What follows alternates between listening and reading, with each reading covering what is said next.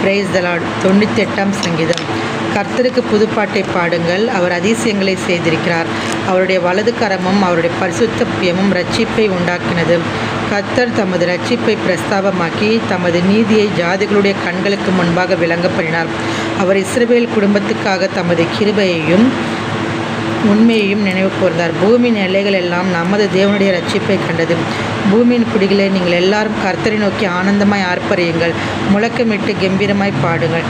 சுரமண்டலத்தால் கர்த்தரை கீர்த்தனம் பண்ணுங்கள், சுரமண்டலத்தாலும் கீத சத்தத்தாலும் அவரை கீர்த்தனம் பண்ணுங்கள்.